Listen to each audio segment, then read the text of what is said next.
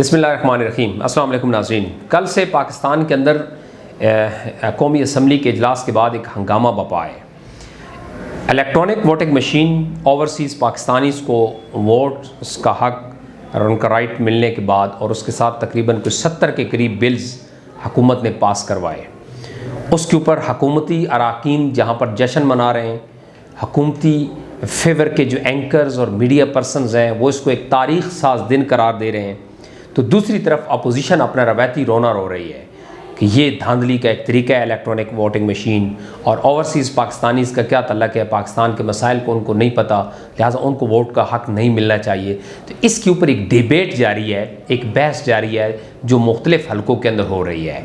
Government के लोग इसको एक तारीख़ साज दिन कह रहे हैं, इसको अपनी फ़तह से ताबीर कर रहे हैं कि इमरान खान की एक दफ़ा फिर फ़तह हुई, PTI की फ़तह हुई और तमाम अपोजिशन बुरी तरीके से नाकाम हुई और अपोजिशन बुरी तरीके से रोना रो रही है कि हमें इस्टेब्लिशमेंट ने और खुफिया ताकतों ने हिराया है और ताकत और जबर के ज़रिए उन लोगों को असम्बली के अंदर लाया गया और 70 से ज़्यादा जो बिल्स पास हुए, हमारी राय को बिल्डोज़ किया गया और इन बिल्स को ताकत के ज़रिए जो है वो अप्रूव कराया गया। ये एक दो तरफ़ा राय है जो आप दोनों तरफ से सुन रहे हैं, इलेक्ट्रॉनिक मीडिया के ऊपर, सोशल मीडिया के ऊपर, अखबारात के ऊपर और मुख्तलिफ सोशल हलकों के अंदर ये बहस जारी है। लेकिन आज की वीडियो हम इसको एक तीसरे एंगल से भी आपके सामने रखने की कोशिश करेंगे इस तमाम तर सिचुएशन को कि ये जो डेवलपमेंट हुई, ये जो कल की जो वोटिंग हुई, जो बिल पास हुआ, सेनेट का और कौमी असम्बली का मुश्तरका इजलास हुआ और हुकूमती अराकीन जिसको अपनी फ़तह करार दे रहे हैं उसका और ओवरसीज़ पाकिस्तानियों को वोट का राइट मिलने का और उसके साथ जो बाकी बिल्स पास हुई हैं उसका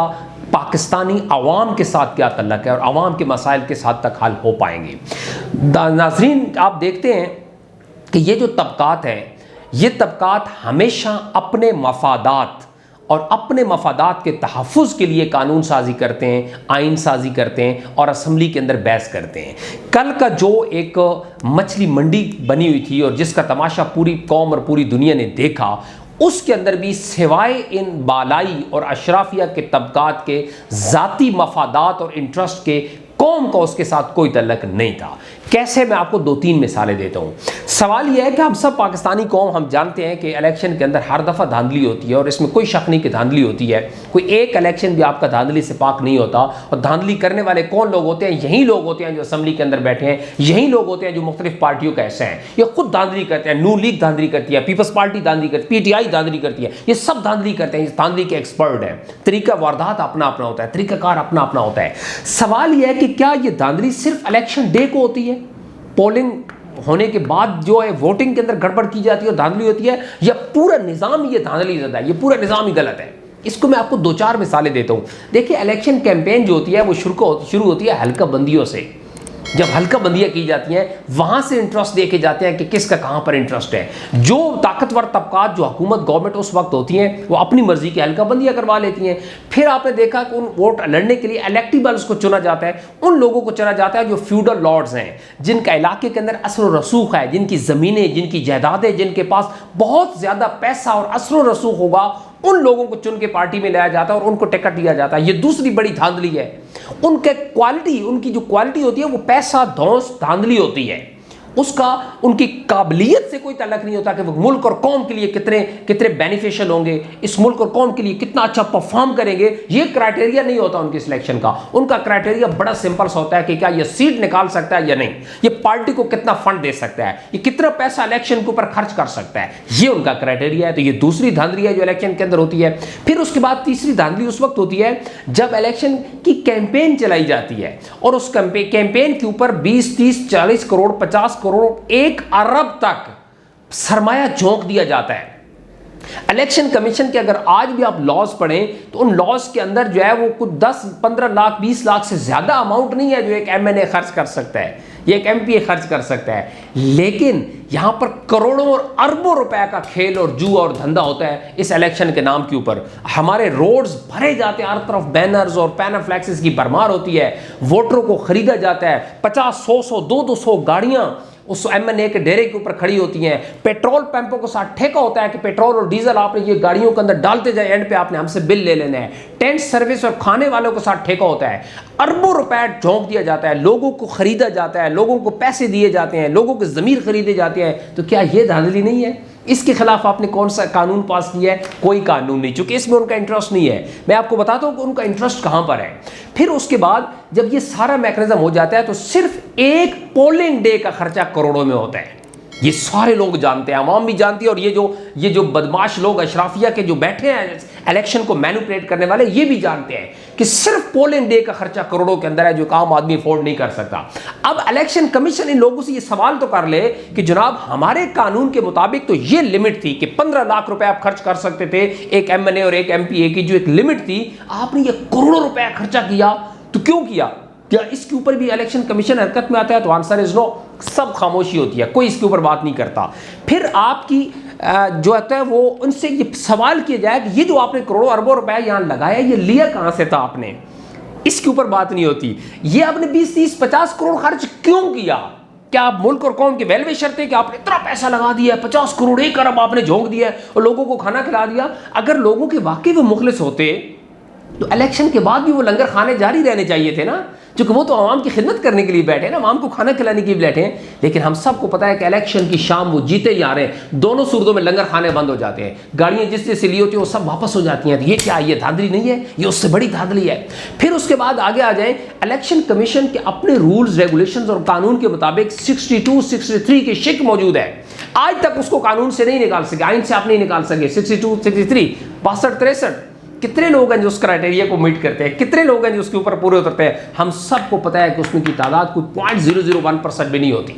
इनमें मोस्टली लोग क्रिमिनल्स होते हैं, गैंग्स, वॉर गैंग्स होते हैं। ये लोग मुख्तलिफ मनशियात फरोशों से इनके तल्लक होते हैं। और फिर एक बहुत बड़ी बीमारी और जुल्म इस मुल्क की कौम के साथ फ्यूडल लॉर्ड्स होते हैं, जो हमारी जमीनों के ऊपर, इस मुल्क और कौम की जमीनों पर कब्जे करके बैठे हैं। हजारों एकड़ जमीनें रख के बैठी हुई हैं, और उस जमीन के ऊपर फिर लोगों पैसा कमाते हैं और उससे फिर लोगों को मैनिपुलेट करते हैं, लोगों को जमीरों को खरीदते हैं। ये सारी धांधली है जनाब। आपने इस धांधली को खत्म करने के लिए क्या इक़दाम किए? तो जवाब होगा नो। आपने की इलेक्ट्रॉनिक वोटिंग मशीन, आपने हक दिया ओवरसीज पाकिस्तानी को वोट का। गुड, बहुत अच्छा कदम है। ओवरसीज पाकिस्तानी भी बहुत खुश हो गए कि हमें वोट का राइट मिल गया। बहुत अच्छी बात है, आपको वोट देना भी चाहिए। लेकिन जनाब अली, आप यूरोप में रहते हैं, आप अमेरिका में रहते हैं, आप मिडिल ईस्ट के अंदर हैं, आप दुनिया पूरी को, आप ओवरसीज हैं तो आप दुनिया के दूसरे तरक्की याफ्ता मुल्कों के अंदर काम करते हैं।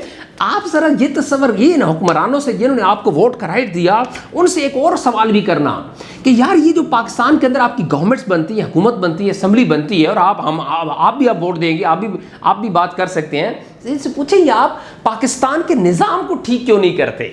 पाकिस्तान का निज़ाम आज तक वही क्यों है जो 70 साल से चला आ रहा है? मैं आपको सिर्फ एक मिसाल देता हूँ चंद मुल्कों की, आप सुन के हैरान हो जाएंगे कि हमारे साथ कितना बड़ा धोखा हो रहा है। और ये जो आज जश्न मना रहे हैं कि हम जीत गए, हमने कौम को इलेक्ट्रॉनिक वोटिंग मशीन का तोहफा दे दिया, ओवरसीज पाकिस्तानी को वोट का राइट दे दिया, उनको शर्म से डूब मरना चाहिए। मैं आपको सिर्फ चंद मुल्कों की मिसाल देता हूँ कि दुनिया के अंदर निज़ाम क्या होता है। जैसे अमेरिका, जिसको सारे फॉलो करते हैं, सारे उसके मुरीद है, सबसे बड़ा उसके गुण गाते हैं, उसकी इस वक्त जो आबादी है वो 33 करोड़ के करीब है, पॉपुलेशन, टोटल पॉपुलेशन, और उसकी 50 से ज़्यादा स्टेट्स हैं, उसकी रियासतें हैं। चाइना की 1.5 अरब आबादी है, तकरीबन 23 प्रोविंसेस है, 23 प्रोविंसेस। रशिया 14 करोड़ आबादी के ऊपर 83 सूबे रख के बैठा हुआ है। जर्मनी के अंदर चले जाएं, 8.5 करोड़ आबादी और 16 सूबे, 16 स्टेट्स हैं उनकी। इसी तरीके से ईरान बिल्कुल हमारा पड़ोसी मुल्क है, 8.5 करोड़ आबादी है, 31 सूबे हैं, 31 प्रोविंसेस। फ्रांस के अंदर आ जाए, 6.5 करोड़ आबादी है, 22 सूबे हैं उनके, 22 प्रोविंसेस। स्पेन यूरोप के अंदर 4.5 करोड़ के करीब आबादी है उनकी, 50 प्रोविंसेस हैं, 50 सूबे। जापान के अंदर 22.5 करोड़ आबादी और उनके तकरीबन 47 के करीब प्रीफेक्चर्स वो उसको बोलते हैं। हम उसको अगर अपनी जुबान में समझे तो वो सूबे या स्टेट का नाम उन्होंने डेवोल्यूशन की हुई है। इसी तरीके से यूके के अंदर 6.5 करोड़ के करीब आबादी और उनके 9 रीजन्स हैं और तकरीबन 48 काउंटीज़ हैं, जिसके अंदर उन्होंने उसको डिस्ट्रीब्यूट किए हुए और उसको छोटे छोटे यूनिट्स बनाए हुए हैं। आगे आ जाए टर्की से हम ड्रामे तो लेते हैं, बाकी चीज़ें तो लेते हैं, ये भी तो ज़रा सीख लें। 8.5 करोड़ के करीब आबादी है उनकी और 81 प्रोविंसेस हैं, 81 सूबे। और पाकिस्तान में 22 करोड़ आबादी के ऊपर सिर्फ 4 सूबे हैं। ये कोई हुकूमत ये काम नहीं करना चाहती। अगर आपके पास असेंबली में आप बैठे हैं, आप इस पे फतह मनाते कि आप पाकिस्तान को डेवोल्यूशन ऑफ पावर दे देते, पाकिस्तान को छोटे छोटे प्रोविंसेस और सूबे, पूरी दुनिया देख लेना, ये पूरा यूरोप, पूरा America, through out the world, दुनिया के किसी एक मुल्क की मिसाल दे दें कि 22 करोड़ आबादी के ऊपर 4 सूबे हो। आप इसको नहीं तोड़ना चाहते क्योंकि ये आपके इंटरेस्ट में है, सबके इंटरेस्ट में है, पीटीआई की भी इंटरेस्ट में है, अपोजिशन की भी इंटरेस्ट में है, सबके इंटरेस्ट के अंदर है कि वो सूबों को नहीं तोड़ना चाहते। वो कहते हैं बस ये 4 ही, एक सराइकी सूबा और एक हजारा सूबा की बात आपने की थी, आज तक तो आप वो भी नहीं दे सके। सराइकियों को सूबा नहीं दे सके, हजारावाल को सूबा नहीं दे सके, सूबे तो आप दे ही नहीं सके, आप देना ही नहीं चाहते क्योंकि ये आपके इंटरेस्ट के अंदर नहीं है। उसके बाद आप मुझे बताएं कि ये जो तरक्याती फंड्स आप लेते हैं, डेवलपमेंट फंड्स लेते हैं, MNAs और MPAs, दुनिया की किसी एक मुल्क की मिसाल जरा दे दें कि कौन सा ऐसा मुल्क है जो लेजिस्लेटिव मेंबर को, लेजिस्लेटिव असेंबली के मेंबर को करोड़ों रुपए फंड दिया जाता हो कि आप जाएं गलियां और नालियां और खंबे लगवाएं जाके। ये तो कहीं भी नहीं होता। वो तो लेजिस्लेटिव असेंबली के मेंबर, उनका काम तो लेजिस्लेशन है, उनका क्या काम है ये गलियां नालियां बनवाना। लेकिन ये सारा कुछ पाकिस्तान में होता है, जबकि पूरी दुनिया के अंदर ये लोकल बॉडीज के जरिए ये सब कुछ कराया जाता है। यहाँ तो हालत यह है कि आज पीटीआई को 4 साल होने वाले हैं, अभी तक लोकल बॉडीज इलेक्शन नहीं करवाए, डिले टैक्टिक्स यूज कर रहे हैं, उनको टाल रहे हैं, आगे डेटे बढ़ाते जा रहे हैं, लोकल बॉडीज इलेक्शन तक नहीं करवाए। ये कामयाबी थी जनाब। ओवरसीज को बचाइए कि इनसे ये पूछे कि दिस इज सिस्टम। अगर आप ये नहीं करेंगे तो आप सिर्फ इलेक्ट्रॉनिक वोटिंग मशीन से आप ये समझते हैं कि आप धांधली को रोक लेंगे, नेवर एवर। कोई गुड न्यूज़ नहीं होगी इसके अंदर, पाकिस्तान के अंदर। उसके बाद आगे आ जाए, पाकिस्तान एक मकरूज मुल्क है, हमारे ऊपर अरबों डॉलर्स का कर्ज है इस वक्त, हमारा हर बच्चा, पैदा होने वाला बच्चा इस वक्त मकरूज है, हमारी मईशत आगे नहीं उस वक्त चलती जब तक IMF की नई किस्त नहीं आ जाती, या सऊदीया से हम पैसे नहीं ले लेते, हमारी तो मईशत डाउन हो चुकी है।